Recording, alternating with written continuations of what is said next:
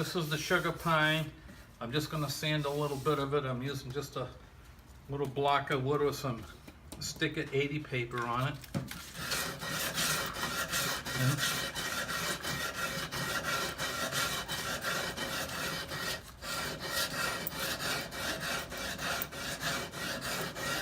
sometimes you have to sand a little bit across to make sure there's no high spots.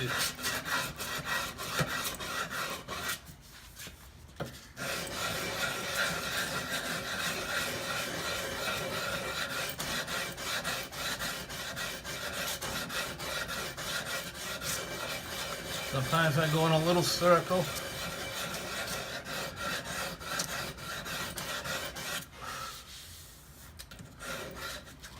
You wouldn't do that on anything that was going to get stained, though. Just things, just wood that you're going to prime and paint. You might have to. You have to. Okay. I think I may have to do a little more planing there when I.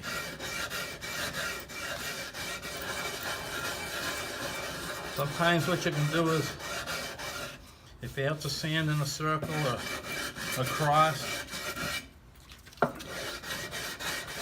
before you finish sand with fine paper, spray a little water, put a little water on it.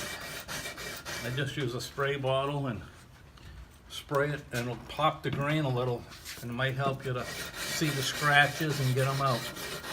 Okay. What about the acetone trick that we use? Does that work too with it on pine, or do you not want to put acetone on pine? I don't think it matters. Okay.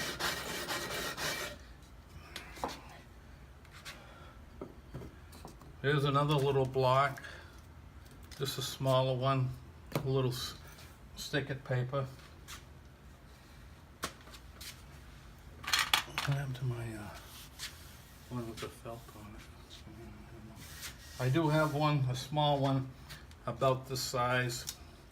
It's got 1/4-inch felt glue to it, and I've had it since about 1975. Wow. So it's lasted a long time. I just glue it on with a little bit of a white carpenter glue or some kind of carpenter glue, or maybe any kind of glue.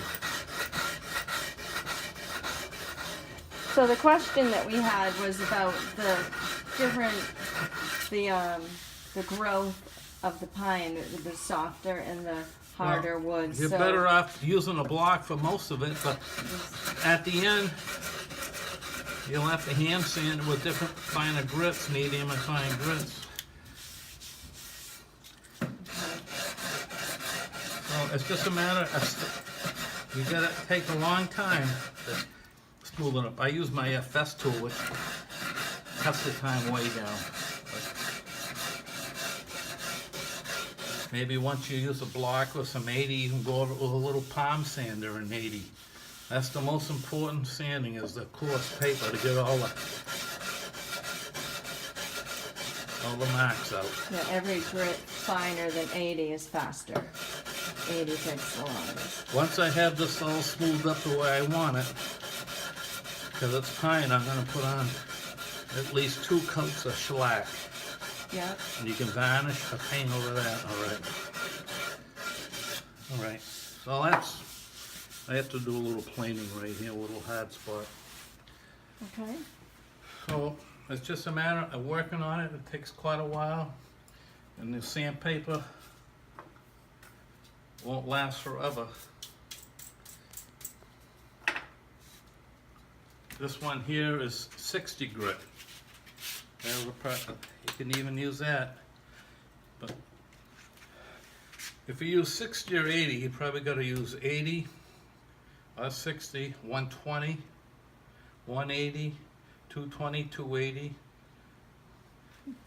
At least 4 different grits, maybe 5 if you're going to varnish it.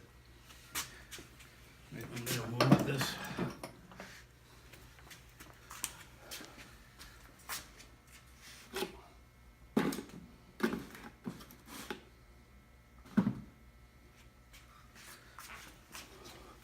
This is a Francis that needs just a small amount of sanding.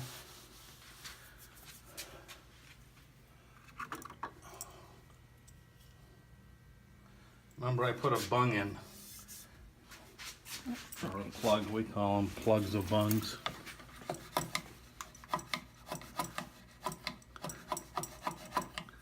I gotta come the other way. Okay. So when you chip a bung, you always start high. You don't try to get it level right away. You start chipping it high and work your way down.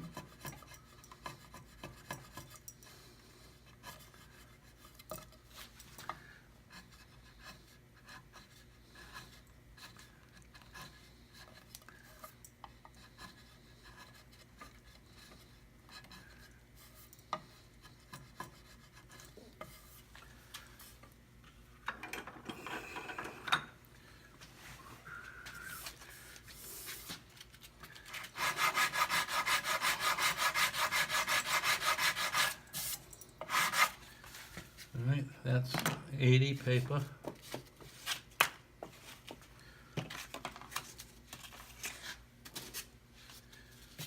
This is a little piece of 120.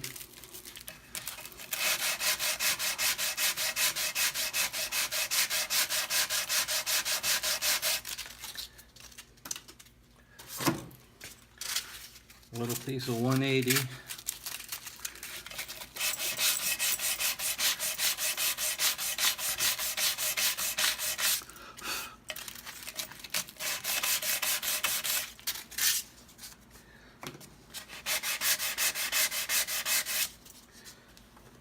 Oh, it's totally blended in. Little piece of 220.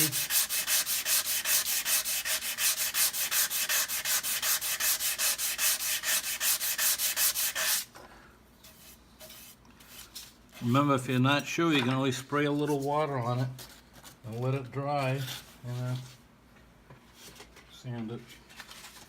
And I'm going to finish with some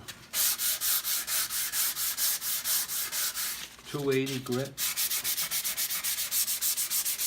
You can go as fine as 400 on bare mahogany if you don't want it to take as much stain, right? The finer you Yeah. go, the less stain will absorb into the wood. I might put a little 320 on this. You can use any kind of stain you like. Get it at a hardware store if you can get the color you like. This is 320. I don't usually go any finer.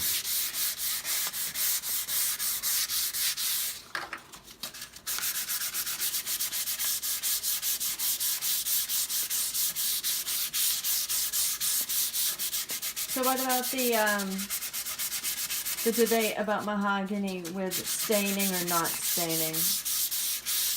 Well, I don't like it if it isn't stained. Teak, we don't mind teak if it's not stained.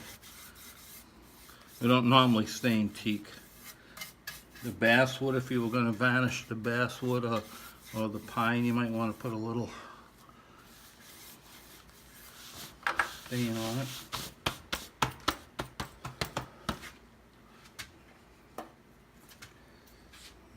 We'll see how this works. Sometimes, no matter how careful you are, the stain will bleed. This 3M mint green tape, though, maybe we could show them the number if we haven't already. I can't remember if we have. It's the very best tape that I've ever used for bleeding. It really is the best. It doesn't allow much bleeding at all compared to other tapes.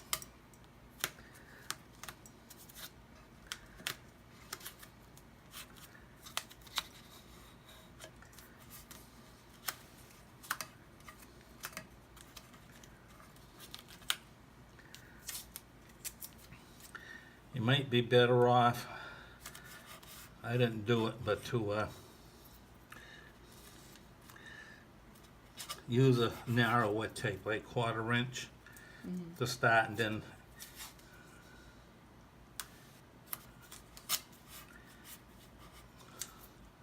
add on a little bit bigger piece. to make it wider. We also quite often take a tongue depressor.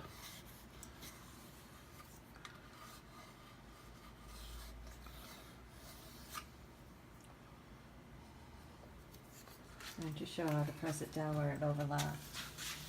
Mhm. Where the tape overlaps, you know, pressing it down.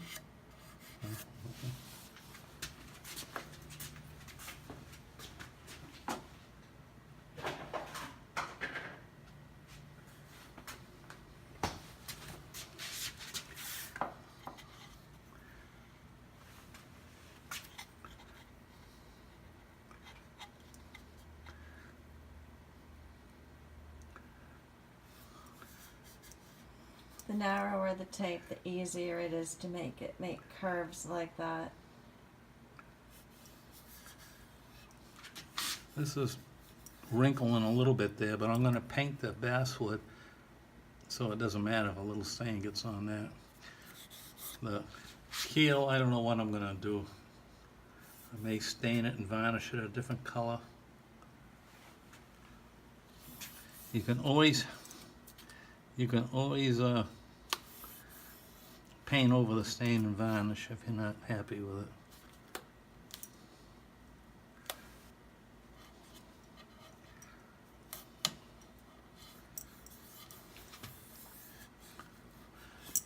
This is another tape that goes around corners real good. It comes in different widths, but it's stretchy. It's almost like electrical tape, but it really goes around the corner good. Yeah.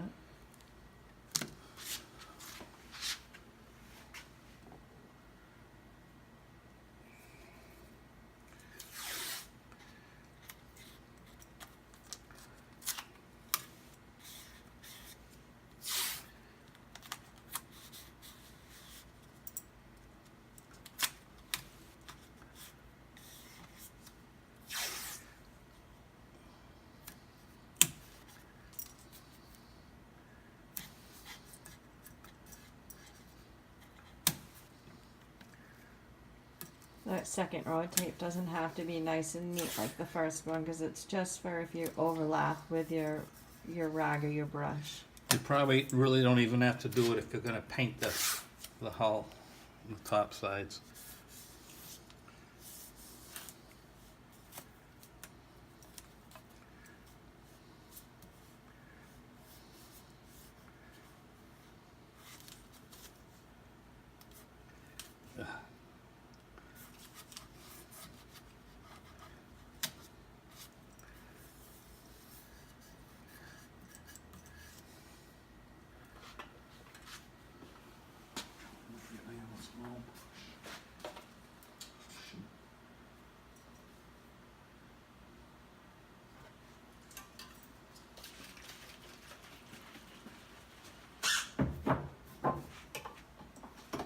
What are you using for stain? This was a Epiphanes mahogany stain. It dries real fast. You can put quite a few coats on it. I don't have a little small throwaway brush, so I'm going to use what they call an acid brush. Normally you'd use a red fuller. Yeah, an inexpensive brush. So hopefully this will work all right.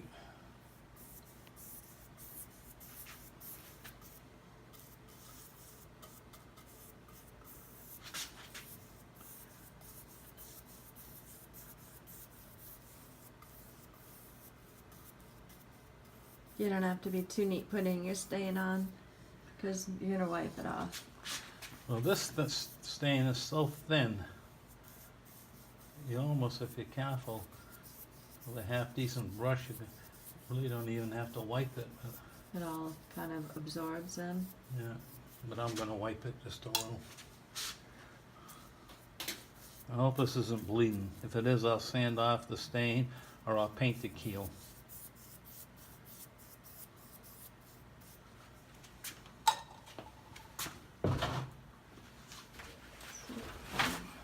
A thicker Your stain. thumb does show up a little bit more now, but it's not bad. A thicker stain like a gel stain would probably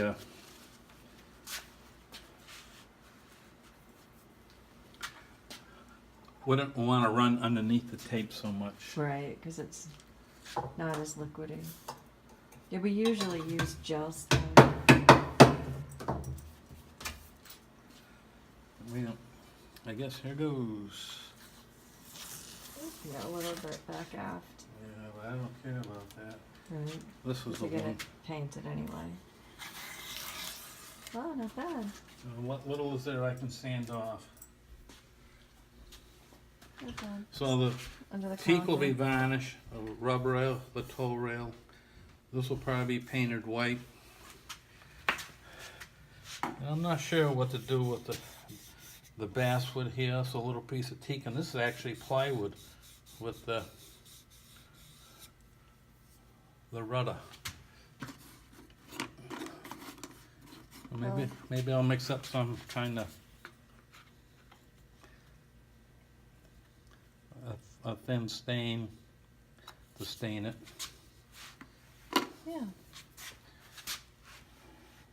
All right. So are you gonna build up the bottom with a few coats to protect the stain next, and then move on to painting the rest of it after? Well, I'm going to varnish everything. Yeah, to I'm fill gonna- in the grain Yeah, I'm going to varnish three, 4 coats.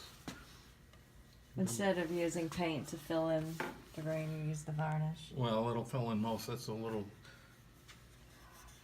divot right there from this little imperfection. I'll probably have to fill it. I don't think the varnish will fill it. Okay. Now, I might leave, if it looks all right, I don't know, I was going to maybe leave the stem varnished. Well, I don't know, I think it'll look funny. So I'll just bring the water line right across, Yeah. and maybe this will be white and this will be varnished. People can do it any way they want. Okay. Great. So that's it for tonight. Okay. Thank you.